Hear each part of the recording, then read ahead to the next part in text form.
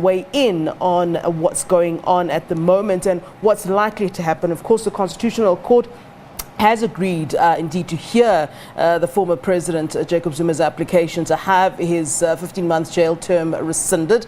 The application will be heard next Monday. We're now joined via Zoom by constitutional law expert, Advocate Paul Hoffman. A very good afternoon to you, Advocate Hoffman. Thanks very much for availing yourself to us here on SABC News. No doubt you see what's happening outside the home of the former president. A lot of supporters coming out and saying they rebuke what they call an injustice that was indeed meted out by the Constitutional Court. Many of them saying, this is, what's been done by the Constitutional Court should not have been done in the first place, where we are seeing an immediate imprisonment without trial. I mean, take us through some of those concerns and, if they have a point in what they're saying. I mean, we heard from the minority judgment. Indeed, two of the justices did mention the fact that, it's difficult to hand down any kind of sentence at this time, given the fact that there hasn't been a trial. So perhaps take us through. I mean, let's talk about that minority judgment and indeed the majority judgment, which certainly got us to where we are today. Advocate. Thank you, Flo. Thank you for the opportunity to converse with your viewers. Of course. I've been following the coverage that you've had in the last half hour or so. Yeah. And I must say it gives the Comrades Marathon a whole new meaning and a whole new route to Nkandla. Let's be serious, though, for a moment. Yeah. The case is really playing itself out in the political domain, not in the court. The court has indicated its willingness to hear the matter, the application to set aside an order which Mr. Zuma contends was made in error. And that hearing will happen on the 12th, which is tomorrow week.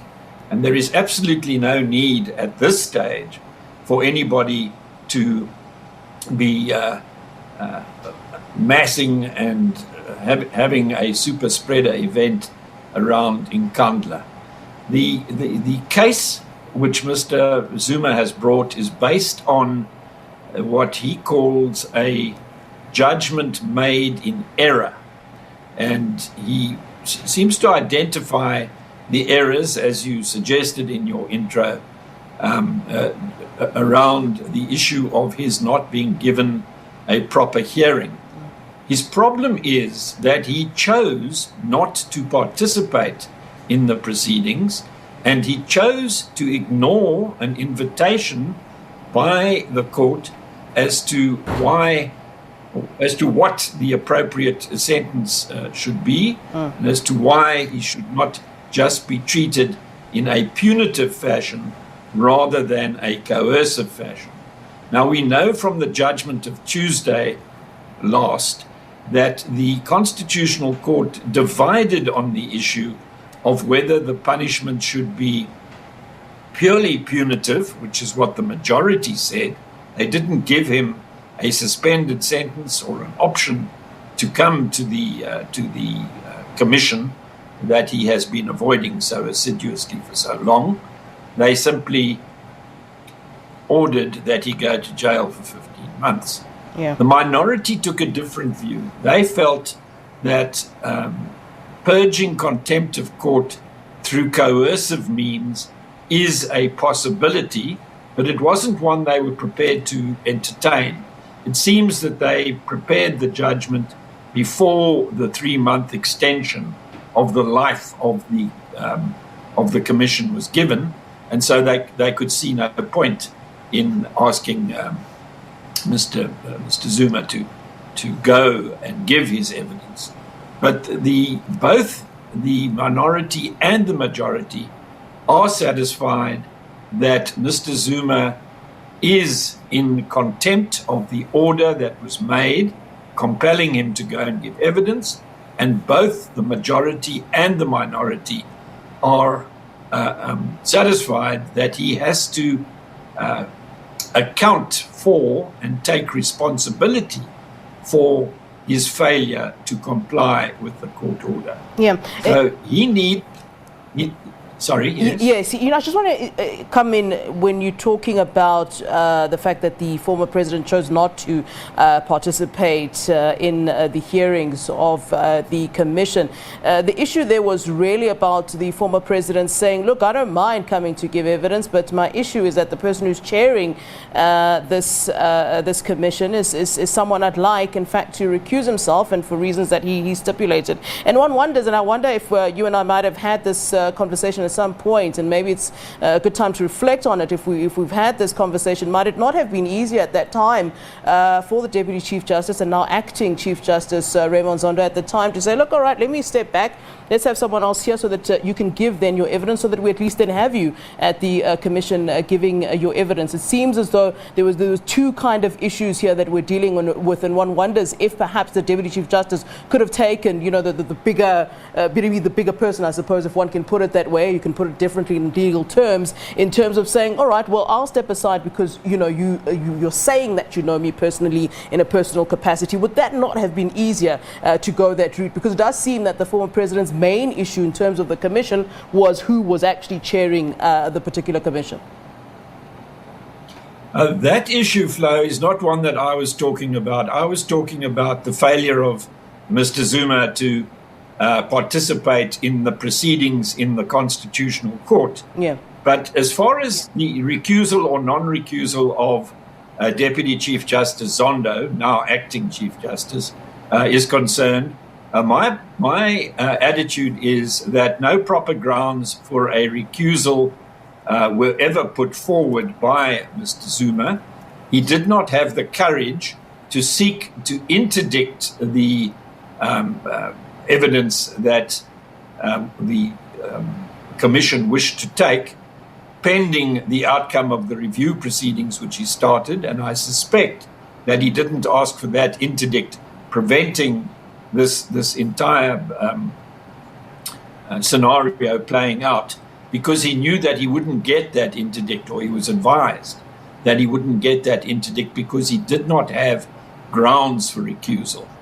The grounds that he put up were paper thin, and they were put up far too late. He knew all that he raised right at the outset when Judge Zondo was originally appointed.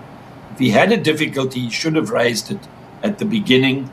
Bringing it late really, in law, stops him from doing so.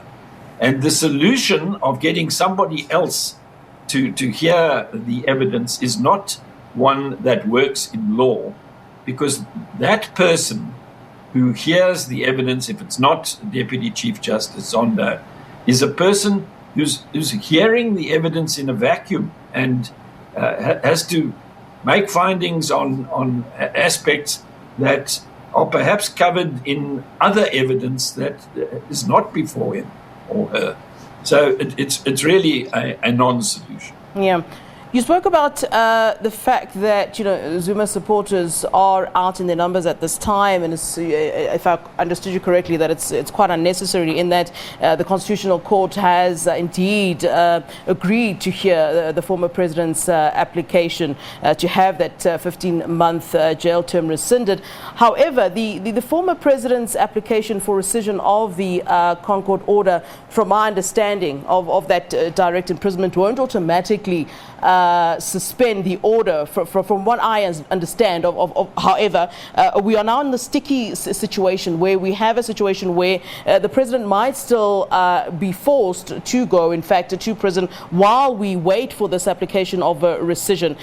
Is this new terrain for the Constitutional Court, in terms of the fact that, look, the likelihood is that they will then say, look, you are having to go serve this sentence while we do await this application for rescission, and perhaps this is why we have the supporters, the former president's supporters out there in their numbers, given that they are saying either way there is a situation where the former president will indeed then be arrested and put in jail.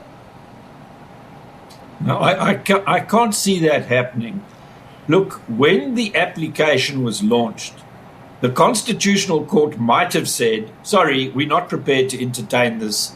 It's a non-starter, and we are not going to participate in a political stunt, which is what the the application really is. Now, they haven't done that.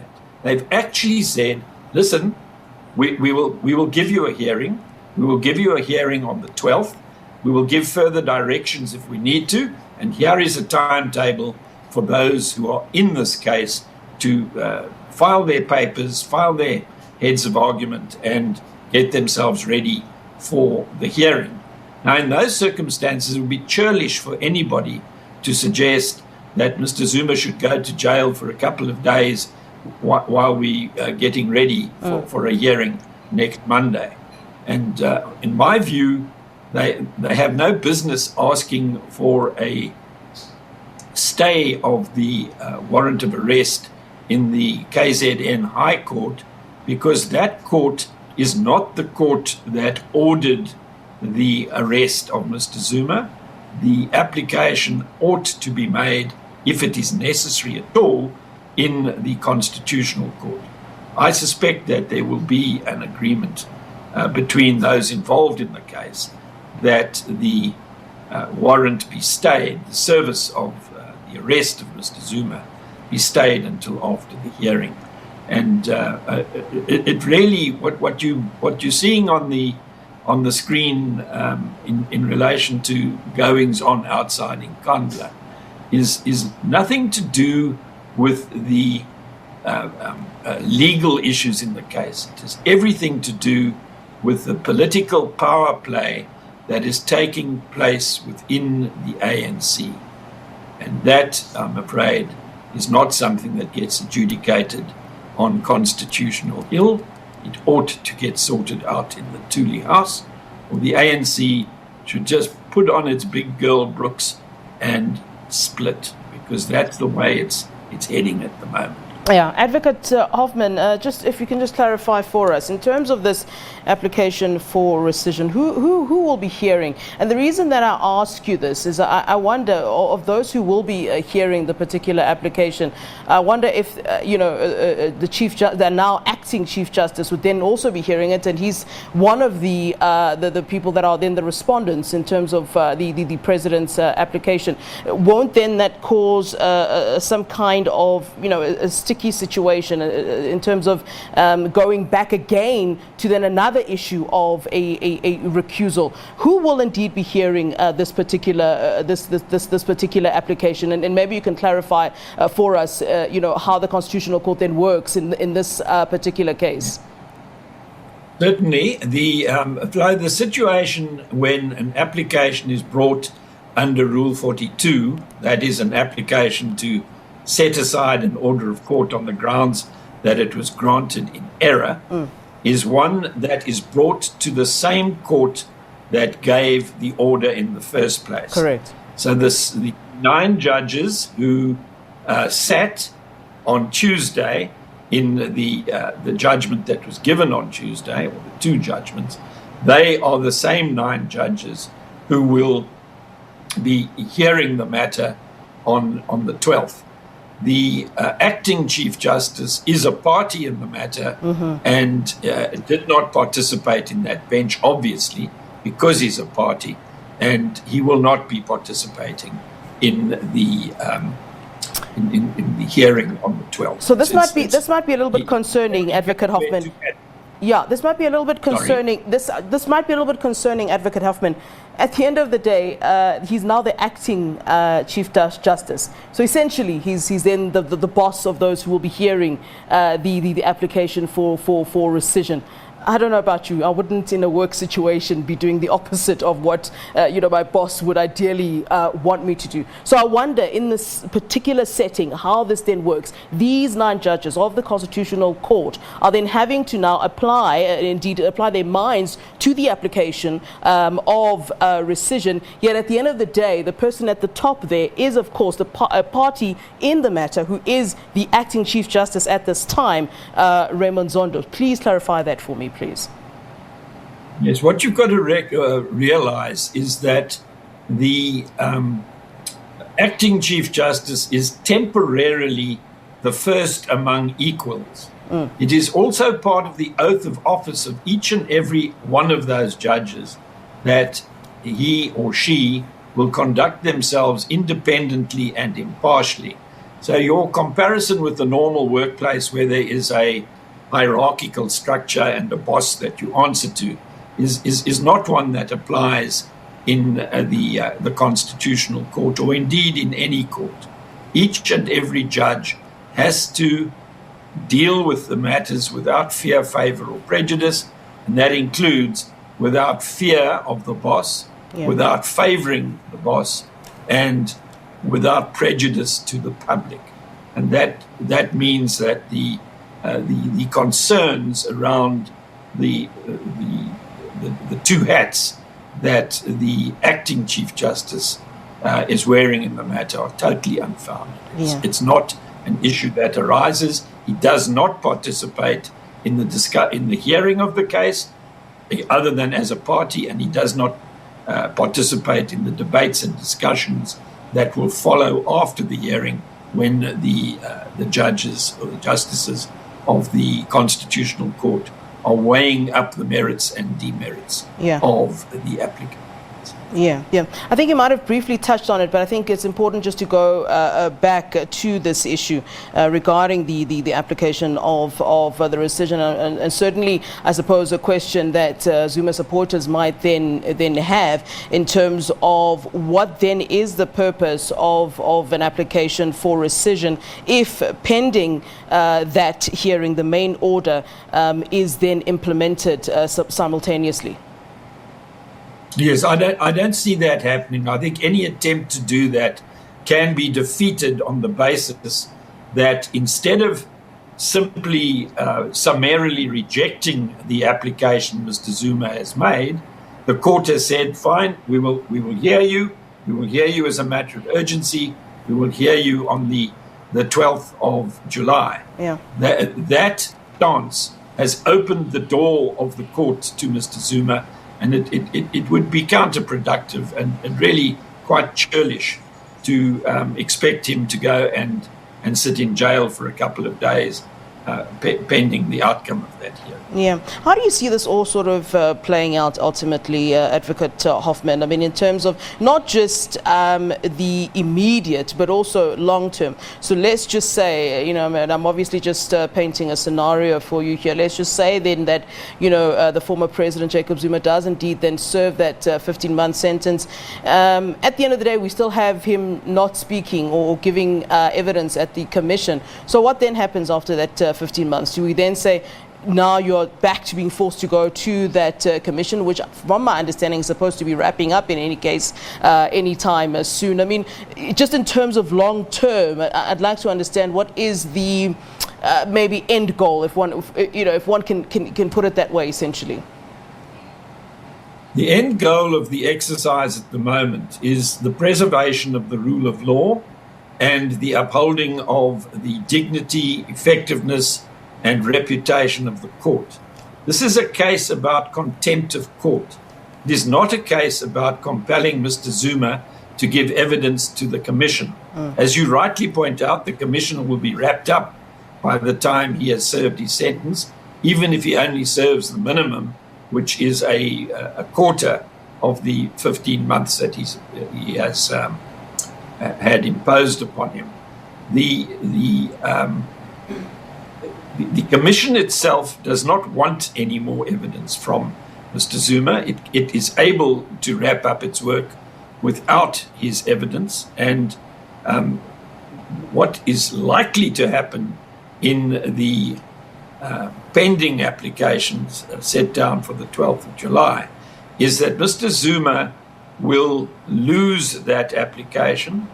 He may well be ordered to pay punitive costs in respect of that application, and those who have advised him to bring that application may also be required to chip in their share of the costs of bringing such an ill-founded application. It is not an application that in law has any chance of succeeding, and as I've suggested already, I suspect that it has been done in order to mobilize the supporters of Mr. Zuma, the political supporters of Mr. Zuma. And why a man who says he's old and tired and sick needs to have supporters, I really don't know. All right. Thanks very much for giving us your time. As always, Advocate Paul Hoffman, constitutional law expert, will certainly be taking a few voice clips from what you've had to tell us this afternoon. Much appreciated. Thanks for weighing in. Right, let's take a short break. We'll be back at the top of the hour, no doubt, taking you right back to Nkandla, of course, where really